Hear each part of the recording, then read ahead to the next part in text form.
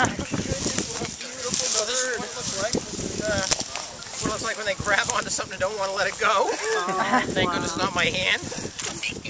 And there's 3 chicks up there, all in good shape. There's a flounder that looks like the parents just brought it in, sitting on the nest. But these guys are really fat, healthy little chicks for sure. Happy. Nice. You can see that their eye color is a little different from the adults. It's more of an orangey color. And they have really, really long wings, sort of a short tail for the size of the bird that they're in. And what's amazing with these birds is they have this unique ability where their brain calculates where fish are. Because when you look in the water and see a fish, it's really not where you think it is because of light refraction. So their brain automatically calculates where that actually fish is going to be when they dive in and plunge in and get a chance to grab onto it. So the other thing that's kind of interesting is you'll notice on their feet, most raptors have 4 toes, they have 4 talons, and in most hawks they have 3 toes in the front and 1 toe in the back. Ospreys are unique because they have this opposable toe here where they can actually take this toe and put that on the front or in the back, and so they can have 2 in the back and 2 in the front, and that's much better for carrying and catching slimy fish, as you can imagine. Very similar to what an owl actually does.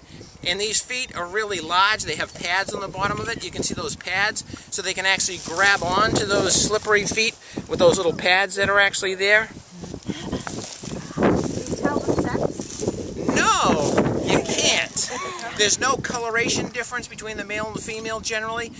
If you look at the adult birds, the females are generally the ones that are darker in the chest. The males usually are lighter in the chest, but that's not always true. The females are larger than the males. But the problem with ospreys is you can have a big male that's bigger than a small female. And the most important thing is they know the difference. So you can see they're really amazing creatures. You can see these little sheaths on their feathers. The feather actually grows through those little sheaths, and that sheath sheds off, and you'll see a lot of down coming off this bird when he flaps, and that little waxy material. Those down feathers actually will leave.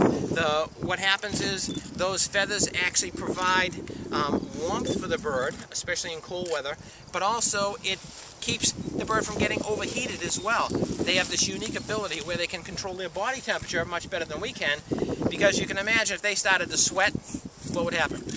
They'd get wet and they wouldn't be able to fly. So they don't sweat. What happens is they actually open up their mouth and they turn on their air conditioner, which takes and exchanges the air between their inner ear sacs and their outer ear sacs and cools them down. So feathers not only keep them warm, but it actually keeps them cool as well. Anybody have any questions? Yeah, how